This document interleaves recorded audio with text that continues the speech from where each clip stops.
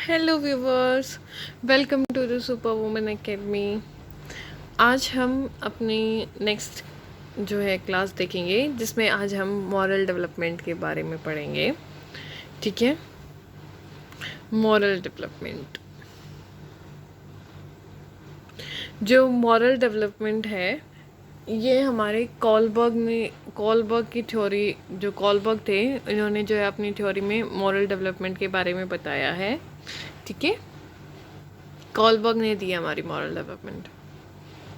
अब देखो, कॉलबर्ग्स theory of moral development. अब जो हमारे कॉलबर्ग हैं, इन्होंने 3 लेवल बताए हैं अपनी इस थ्योरी के अंदर। उन्होंने 3 तो लेवल बताए हैं और 6 स्टेजेस के बारे में बताया है। अब 3 लेवल हमारे प्री कन्वेंशनल, कन्वेंशनल और पोस्ट कन्वेंशनल। देखो, लेवल 3 है, स्टेजेस 6 हैं। देखो, इसको याद करने की ट्रिक बताती हूँ। एस से, जैसे STAGE स्टेज आता है ना, स्तर। ठीक है, तो STAG एस से शुरू हो रहा है और एस से ही क्या है, SIX 6 स्टेजेस। तो हम ये कन्फ्यूजन होती है कि भाई लेवल 6 हैं या वो स्टेज 3 हैं, इसमें कन्फ्यूजन हो जाती है। तो लेवल तो 3 है, स्टेज 6 हैं, क्योंकि एस जो है शुरू में दोनों में एस आ रहा है। ठीक है, अब जो प्री कन्वेंशनल स्टेज है, अब जो इन्होंने ये 3 लेवल बताए हैं, इन 3 लेवल में ही हर लेवल में जो है 2 स्टेजेस के बारे में बताया हुआ है। हम उनके बारे में पढ़ेंगे। जैसे प्री कन्वेंशनल स्टेज है, उसमें 2 स्टेज बताई हैं। एक तो अवॉइडिंग एंड पनिशमेंट ही होती है, दूसरी एमिंग एट अ रिवॉर्ड। वैसे ही जैसे हमारी अब सेकंड कन्वेंशनल आएगी लेवल, सॉरी, सेकंड जो है कन्वेंशनल लेवल, उसमें 2 स्टेजेस होंगी, good boy and good girl attitude. और फोर्थ होगी हमारी loyalty to law and order. और जो हमारा थर्ड लेवल है, पोस्ट कन्वेंशनल लेवल, उसकी जो 2 स्टेजेस होंगी, justice and the spirit of the law. और 6th स्टेज होगी हमारी यूनिवर्सल प्रिंसिपल ऑफ एथिक्स। आगे समझ में कि भाई 3 लेवल हैं और 6 स्टेजेस हैं, और हर लेवल में उन्होंने जो है 2 स्टेजेस के बारे, मतलब 2 स्टेजेस को बताया है। अब हम इन्हें और अच्छे से देखेंगे। देखो, मॉरल डेवलपमेंट, कॉलबर्ग ने भी मॉरल डेवलपमेंट दी है। जो अब फेमस हुई है सबसे ज़्यादा, वो हमारी इनकी कॉलबर्ग की जो है मॉरल डेवलपमेंट हुई है। और जीन पियाजे ने भी मॉरल डेवलपमेंट की थ्योरी दी है, और हैविंगर्स ने भी। और हमें इन तीनों की पढ़नी पड़ेगी। तो आज हम पढ़ेंगे सिर्फ खाली कॉलबर्ग की मॉरल डेवलपमेंट। जो कॉलबर्ग थे, उनका जन्म जो है 1927, ये क्या है, सॉरी, इन्होंने जो ये थ्योरी है, ये 1927 से 1937 के बीच में दी थी। ठीक है, सबसे पहले उन्होंने जो है हाइंस डिलेमा दिया था। हाइंस डिलेमा, ये वो मैं ऐड करना भूल गई, सॉरी, पर मैं आपको एक्सप्लेन कर देती हूँ। हाइंस डिलेमा एक स्टोरी है। मतलब इन्होंने, कॉलबर्ग ने क्या किया है कि भाई स्टोरीज ये प्रोवाइड करवाते थे, और फिर बच्चों से क्वेश्चंस पूछे जाते थे कि भाई आप इस सिचुएशन में होंगे तो आप क्या करोगे। तो वो इस हिसाब से उस बच्चे का जो है नैतिक देखता था कि भाई नैतिक विकास देखता था कि भाई उस बच्चे के अंदर कितनी मॉरल डेवलपमेंट हुई है, कितना नैतिक विकास हुआ है उसका। ठीक है, वो इन क्वेश्चन से जो है हर बच्चे की नैतिकता को मापता था। अब ये जो सबसे जो फेमस स्टोरी हुई, वो उनकी हाइंस डिलेमा हुई। अब हाइंस डिलेमा क्या था कि भाई एक व्यक्ति था हाइंस नाम का, उसकी जो वाइफ थी वो बहुत ही ज़्यादा बीमार हो गई, और उसको जो है उसने हॉस्पिटल में एडमिट करवाया। अब उसको, उसकी वाइफ को ठीक करने के लिए सिर्फ पूरे शहर में एक ही व्यक्ति था जिसके पास वो मेडिसिन थी। अब वो आदमी उससे मेडिसिन के जो है 10 गुना ज़्यादा पैसे मांग रहा है, और वरना वो बोल रहा है कि भाई मेरे को 10 गुना ज़्यादा पैसे दे दे और अपनी वाइफ को ठीक करा ले, वरना मैं तुम्हें नहीं दूंगा। तो अब इस सिचुएशन में हाइंस के पास मतलब दो रास्ते होते हैं। एक तो वो उसको चोरी कर ले, दूसरा वो पुलिस के पास चला जाए, ठीक है। नहीं, सॉरी, दो रास्ते होते हैं। एक तो वो उसे चोरी करके अपनी बीवी को बचा ले, और दूसरा कि वो अपनी बीवी को मरने दे।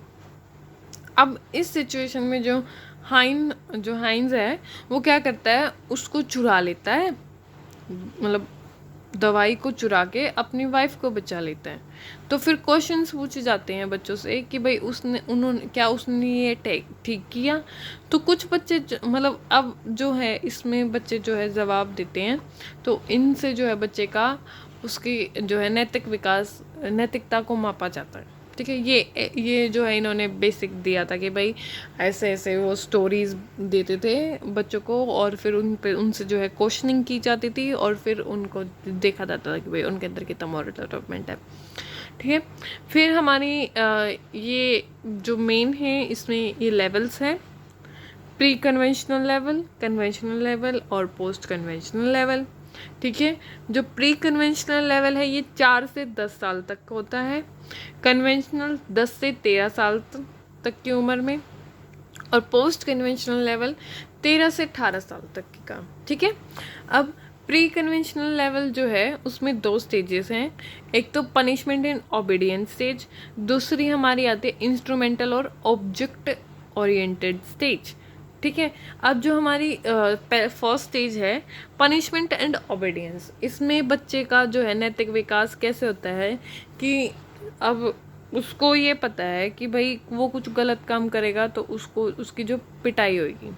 अब उसको सिखाया जाता है कि भाई तू गलत करेगा तो तेरी पिटाई होगी, तो वो पिटाई के डर से जो है वो गलत चीज़ नहीं करता, ठीक है।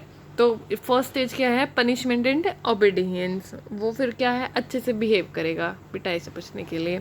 तो वो क्या है, ये फर्स्ट स्टेज है हमारी पनिशमेंट एंड ओबीडियंस स्टेज, ठीक है। इसमें जो बच्चे का जो बिहेवियर होता है, व्यवहार होता है, वो एक्सटर्नल होता है। एक्सटर्नल मतलब बाहरी है, क्योंकि वो औरों को उसके मतलब अंदर से कुछ नहीं होता कि भाई मैं अच्छा दिखना चाहिए या नहीं नहीं नहीं नहीं, वो बस क्या है पिटाई के डर से जो है अच्छा बनने की कोशिश कर रहा है, और उसकी जो मोटिवेशन है वो भी क्या है बाहरी है, कोई अंदर से वो अच्छा नहीं बनना चाहता, ठीक है। और ना ही वो बस वो बाहर से दिखाना चाहता है। तो उसकी जो मोटिवेशन होगा और उसका व्यवहार होगा दोनों ही बाहरी होंगे, एक्सटर्नल होंगे। फिर सेकंड जो स्टेज है वो आती है इंस्ट्रूमेंटल और ऑब्जेक्ट ओरिएंटेड स्टेज। इसमें बच्चा क्या करता है, इसमें होता है कि भाई जैसे बच्चे को कुछ काम करने के लिए बोल दिया जाए कि भाई जाओ तुम ये चीज़ लेके आओ, तो वो क्या बोलेगा कि मुझे क्या मिलेगा, यदि मैं वो काम करता हूँ तो मुझे क्या मिलेगा। इसमें उसको बोला जाता है कि ठीक है मैं तेरे को एक टॉफ़ी दूंगा, तू ये काम कर। तो इसमें ये स्टेज होती है इंस्ट्रूमेंट और ऑब्जेक्ट ओरिएंटेड स्टेज। इसमें बच्चा जो है सेल्फ सेंटर्ड होता है।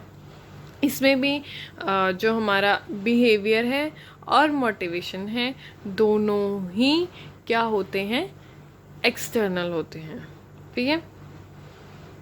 फिर हमारी आती है कन्वेंशनल स्टेज। जो हमारी कन्वेंशनल स्टेज है कन्वेंशनल लेवल है 10 से 13 साल। इसमें 2 स्टेजेस आएंगी हमारी, बीइंग अ गुड बॉय और अ गुड गर्ल, और सेकंड फोर्थ जो है रूल्स एंड रेगुलेशन की, या फिर हम इसको लॉ एंड ऑर्डर भी बोल देते हैं। अब इसमें जो है बिहेवियर जो बच्चे का होता है बीइंग अ गुड बॉय और अ गुड गर्ल में व्यवहार तो एक्सटर्नल होता है, क्योंकि अब वो ना अच्छा बनने की कोशिश करता है। वो सबको मतलब अच्छा दिखाता है, मतलब ऐसे दिखाएगा कि भाई मैं तो बहुत ही अच्छा बच्चा हूँ, और मतलब उसका जो मोटिवेशन होगा वो तो इंटरनल है, क्योंकि वो अब अंदर से ये चाहता है कि भाई सब मेरे बारे में ना अच्छा अच्छा बोले और मेरे को अच्छा बच्चा माने। तो मोटिवेशन तो अब उसका इंटरनल हो गया, और जो व्यवहार है वो एक्सटर्नल हुआ, क्योंकि वो औरों को दिखाना चाहता है। अब हमारा आता है रूल्स एंड रेगुलेशन और लॉ एंड ऑर्डर, ठीक है। Rules and regulation, law and order, इसमें बच्चे को क्या है, लॉज के बारे में, लॉ एंड ऑर्डर के बारे में पता चल जाता है कि भाई वो किसी को मारेगा तो उसको जेल भी हो जाएगी, उसको रूल्स के बारे में, लॉज के बारे में पता चल जाता है, ठीक है।